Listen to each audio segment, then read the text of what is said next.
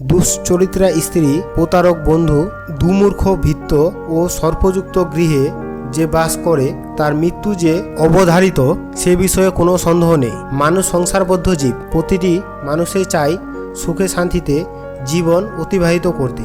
সুখে জীবন অতিবাহিত করতে হলে মানুষের প্রথম দরকার হয় একজন ভালো জীবনসঙ্গিনী। জীবনসঙ্গিনী যদি সৎ ও সৎ চরিত্রের অধিকারী হন তাহলে ব্যক্তির সুখের কোনো অন্ত থাকে না। কিন্তু ব্যক্তির জীবনসঙ্গিনী যদি দুশ্চরিত্রা হন তাহলে সেই ব্যক্তি জীবনে শত সুখের সন্ধান করেও বঞ্চিত হন।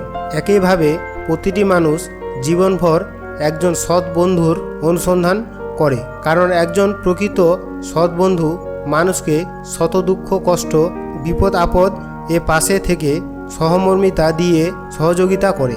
একজন বন্ধুই ব্যক্তির চরম সংকটজনক অবস্থা থেকে মুক্ত করতে পারে। কিন্তু বন্ধু যদি প্রতারক হয় তবে সে সুযোগ বুঝে অনিষ্ট সাধন করে। সেই ছলরূপী বন্ধু ব্যক্তির জীবনকে সংকটজনক অবস্থায় দাঁড় করিয়ে দিতে পারে। আবার ব্যক্তি ভৃত্য যদি বাধ্য না হয়, কটুভাষী হয় এবং প্রভুর প্রতি তার কর্তব্য পালন না করে নিজেকে প্রভুর সমকক্ষ বলে মনে করে তাহলে প্রভুর জীবনে বিড়ম্বনার কোনো শেষ থাকে না।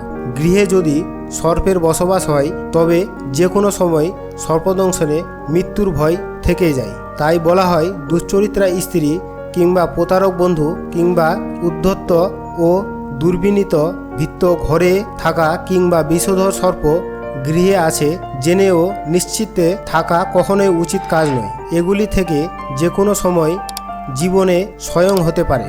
সুতরাং যে কোনো মানুষেরই এরূপ অবস্থা থেকে সতর্ক থাকা উচিত।